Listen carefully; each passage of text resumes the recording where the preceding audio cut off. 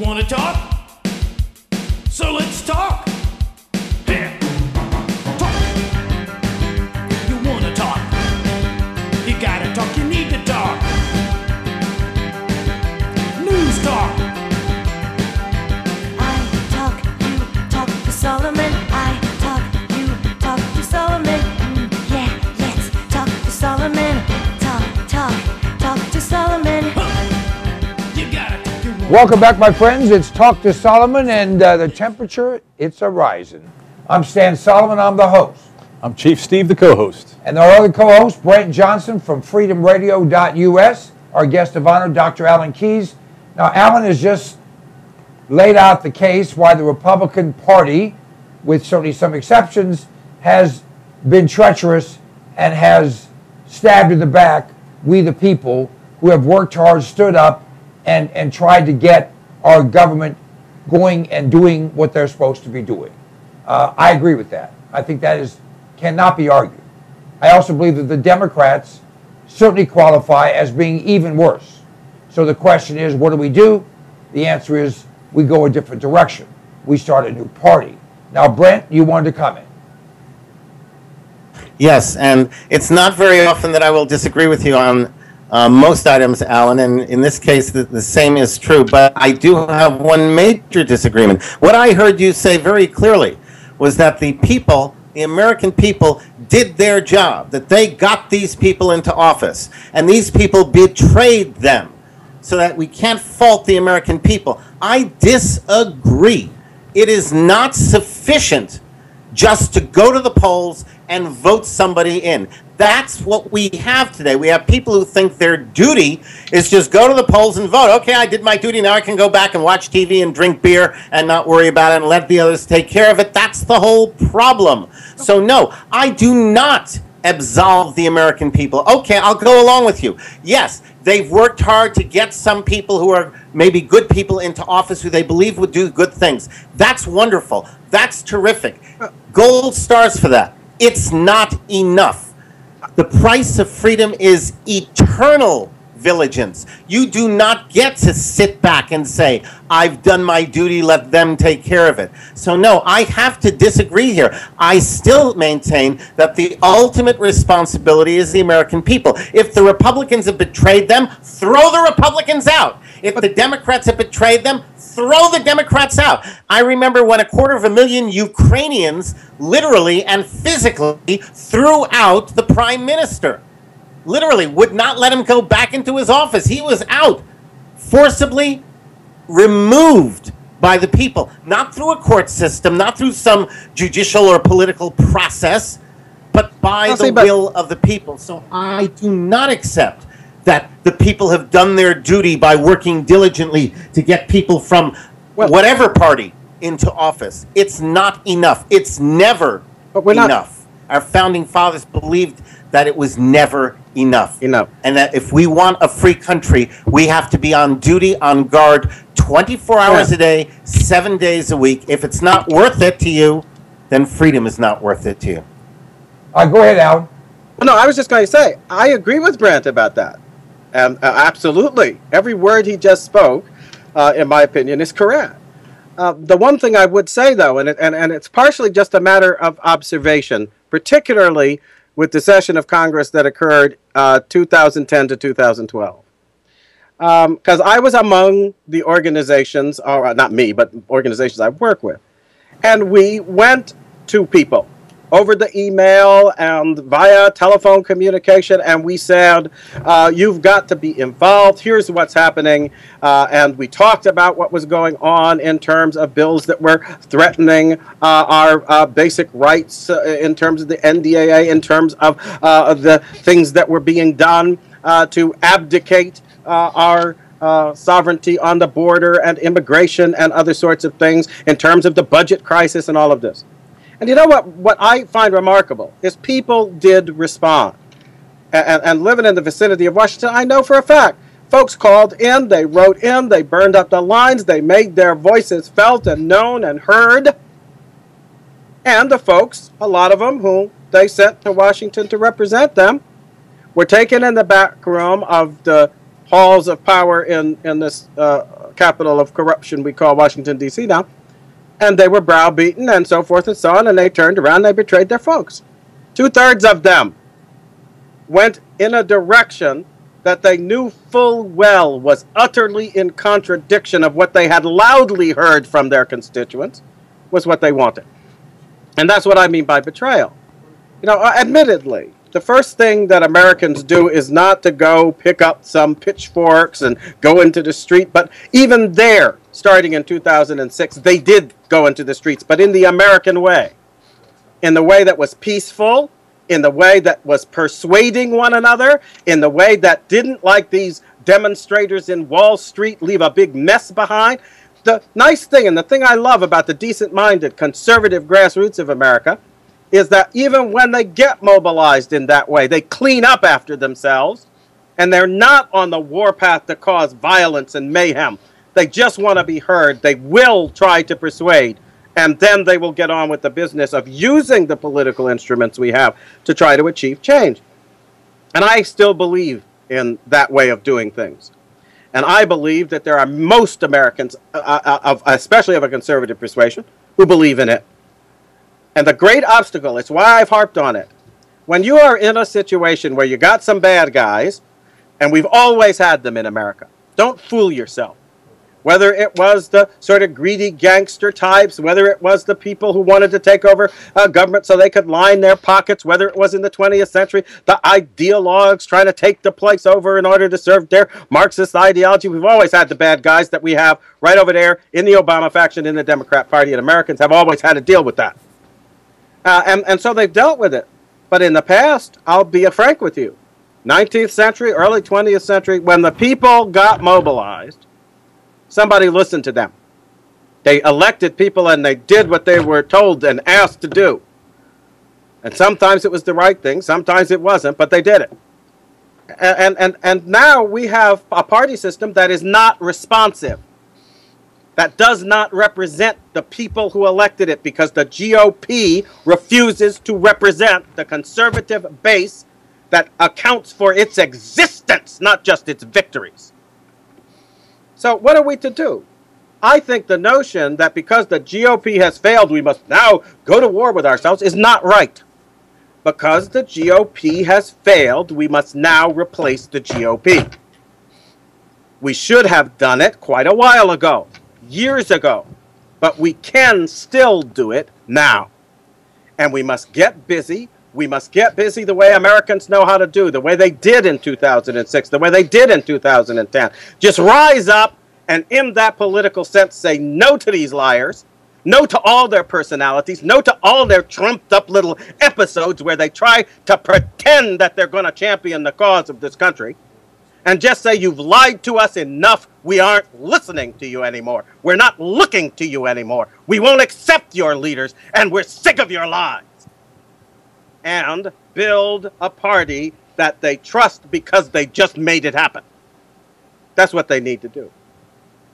I agree, and we'll talk more about that. I have a few other stories I want to try and get to that I want everyone's comments on. Everyone knows the federal government has been buying armaments, both rounds and firearms and tanks and whatever the hell they're buying, and no one can see a rational reason. We all know what it is. Government, both Democrats and Republicans, but right now Democrats primarily, are trying to make the federal government stronger than the people. That's what they're doing. By hook or by crook, mostly by crooks, they're trying to make the government smaller. Now, there was just a survey that said only 3 of 10 Americans trust government. Well, I would say the 3 are named Larry, Curly, and Moe. But the reality is, they're not fooling anyone, but we're not doing anything about it. What Alan's talking about, what Brent's talking about, what Chief is talking about. What do we need to do before we get to the point there's nothing we can do? That's really the question. There's not a glib answer. Here's the reality. Let me lay it out and then we'll get everyone's comment. I believe the federal government, closely followed by some of the state governments, not all of them, are trying to make themselves immune to the will of the people, to the needs, the desires, or the frustrations of the people. That's what's going on. You don't buy enough rounds to shoot every American 12 times. There's no need. There's no amount of practice that would demand that. You don't have tanks and drones, 30,000 drone permits, if you will. You don't have planes, helicopters for police departments. You don't train the post office inspectors and the Social Security janitors with fully automatic weapons and bulletproof outfits. Folks, our government has made the decision and is now implementing the necessary arrangements to be immune from the will of the people, and when they get there, we now become subjugated totally. I'll start with you, Chief. You're absolutely right, Stan, and you've laid out the groundwork very, very well. But one other thing is what they've done. It's always a bait and switch game in my mind, and so this bait and switch game will be the word terrorism or terrorist. Well, now they have the law in effect where if the government says that you're a terrorist or on the verge of committing terrorist activity, they can arrest you indefinitely, take you away. You don't have habeas corpus. There's no right to an attorney, no right to a trial, nothing. So that's part of it. That will be engaged by our government, completed by our government to take us, the citizens, away. Beyond that, if they don't want to take you away, now they have the ability to harm us physically or kill us physically with an immense number of firearms. You mentioned tanks, also drones, other means of physical violence they can perform on us, and they have the manpower. Remember that Barack Obama said he wanted a civilian police force as armed, as big as the military. It will be at his beck and call, and the objective will be to take out us. Brent? Well, I think you misspoke when you said there's no rational reason for this buildup of arms. There really is a rational reason. The government, and you did also say that, the government is seeking to take over the country. I mean, that's to completely bring the American people under abject servitude. That's the rational reason for it. Rational people can see it. Okay, when you see it, then the question is what you're going to do about it. I for years, I've been advocating, and I know I've had electrical engineers and physicists who listen to my show because I've heard from them, and I've been advocating counter technology. They build technology to further enslave us. We build technology to defeat theirs. For example, I think that somebody out there has got to be working on it. Okay, that the number one project I would advocate in terms of defensive technology is to design and implement a portable, handheld, electromagnetic pulse direct target weapon. A little gun, basically, that you go down the street, you see surveillance cameras, you point at the surveillance cameras, you shoot, it fries the electronics in the surveillance camera, it defeats the technology.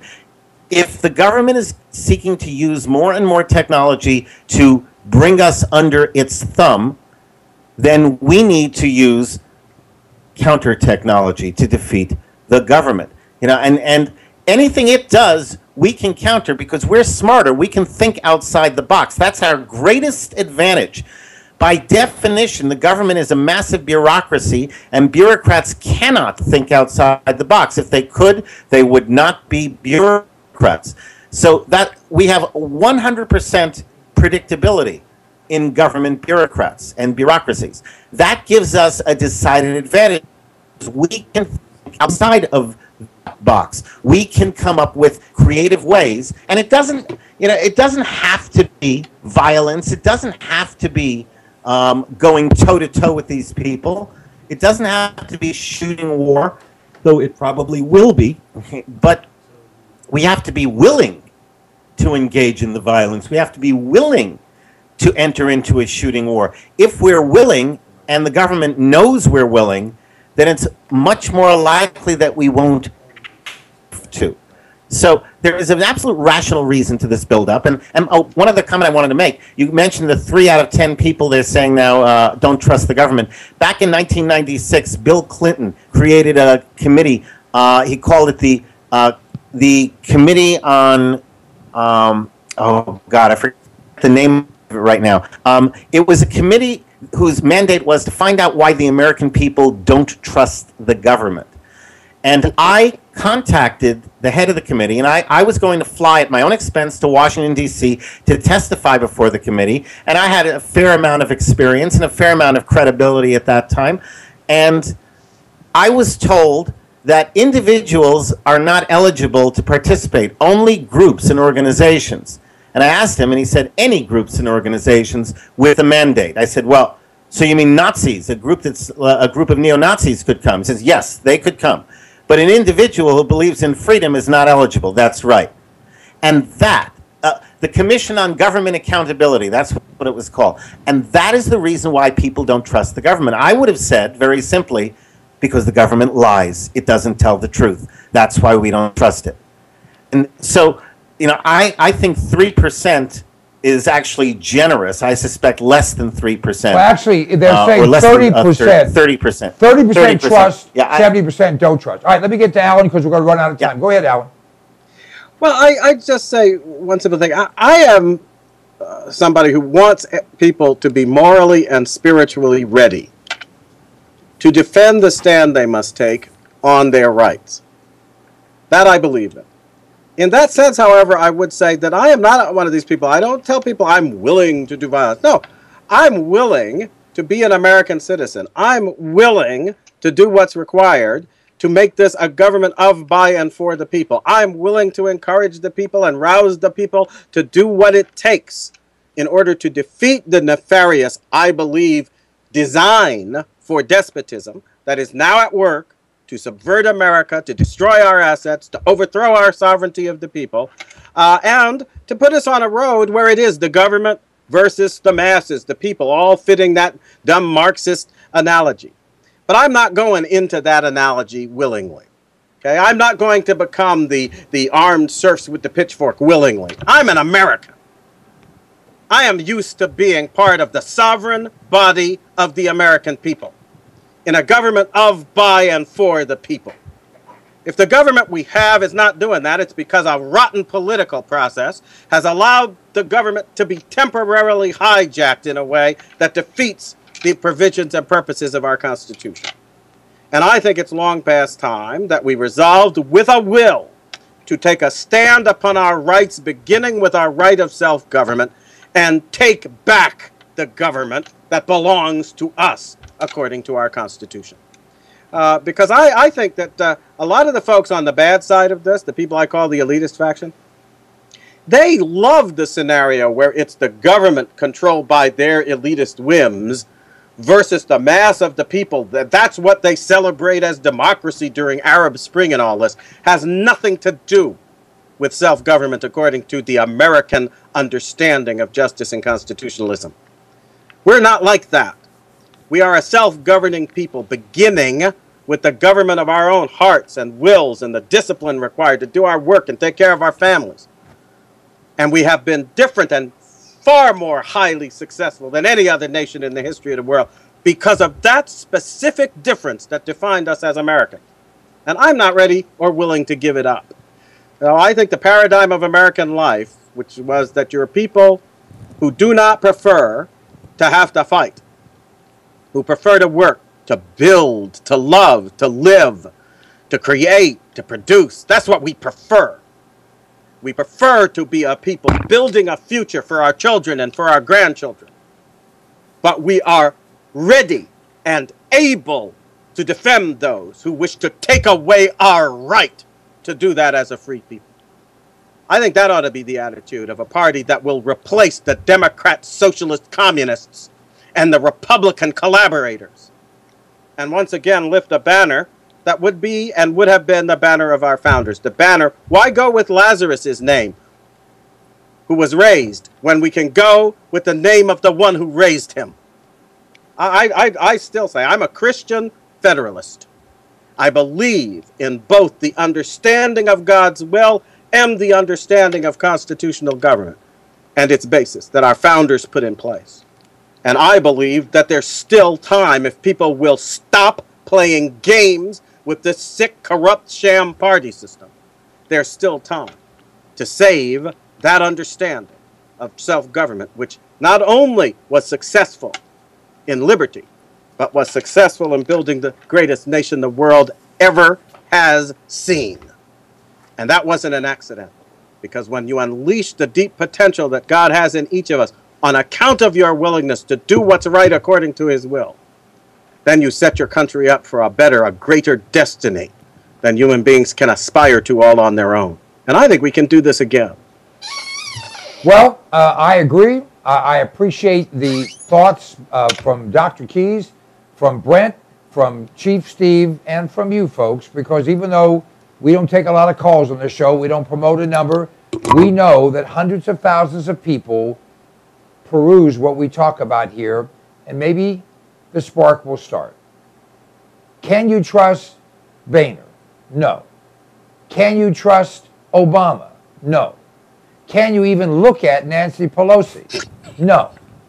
Can Harry Reid actually hold a shirt up with that pencil neck of his? No. Am I being mean? Sure. But here's the bottom line. America doesn't belong to them. America belongs to all of us. Nowhere in the Constitution does it say the president, the Speaker of the House, the members of the Senate, the members of the Supreme Court are the only Americans who can. It talks about sovereigns. A sovereign is a king. Our country was built on the concept that God empowers individual citizens who then empower governments at the local level, which empowers government at the state level, which empowers government at the federal level. So it's God, we the people, local government, state government, federal government, and then, I don't know, dirt. Somehow we've gotten that all confused. If you don't believe in God, you can't believe in America. You're an idiot. I would suggest a suppository. Democrats are available. Folks, I appreciate your time. Dr. Keys, you inspire. Brent, you're a brilliant man. Chief, I wish every law enforcement officer was like you and me. I'm just glad to be here. Good night, America. Good night, Stan. God bless.